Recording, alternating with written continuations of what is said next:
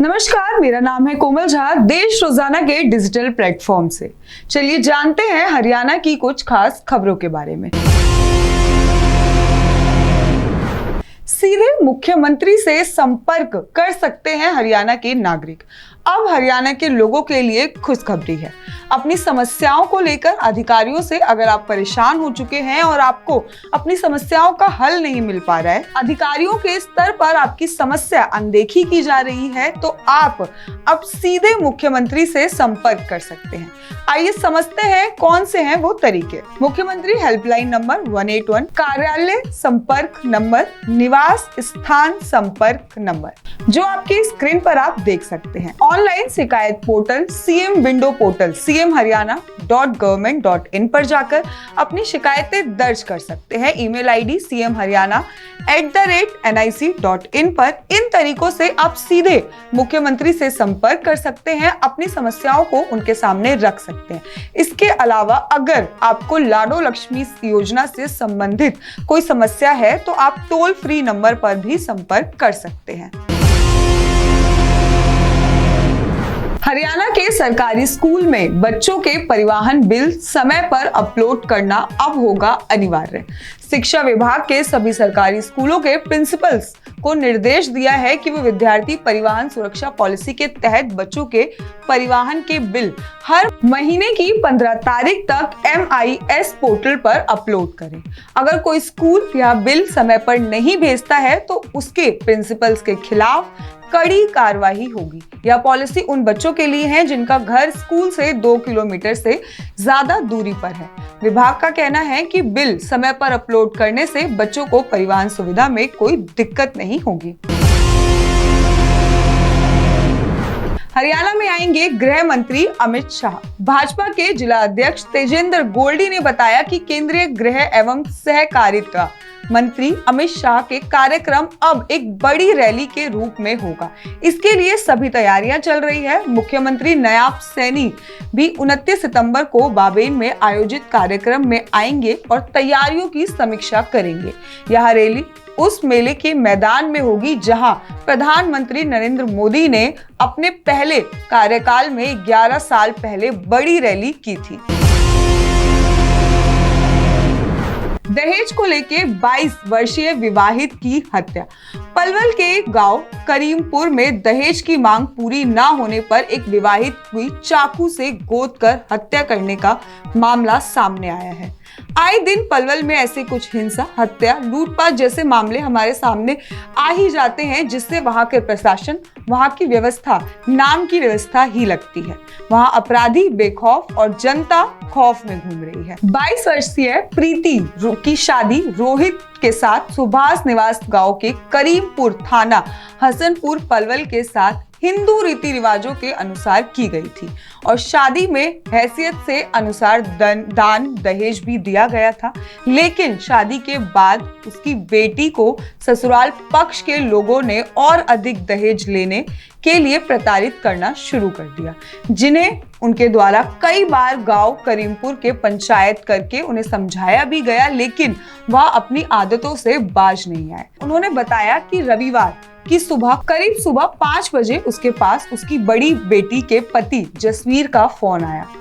उन्होंने बताया कि आपकी छोटी बेटी प्रीति का गला कटा हुआ है और उसके शरीर पर काफी खून भी निकल रहा है। आप जितना जल्दी हो सके उतना जल्दी गांव करीमपुर आ जाओ। मामले की सूचना मिलने के बाद हसनपुर थाना पुलिस भी मौके पर पहुंची और शव को कब्जे में लेकर पोस्टमार्टम के लिए जिला नागरिक अस्पताल पलवल भिजवाया गया। फिलहाल पुलिस मामले की जांच में जुटी हुई है।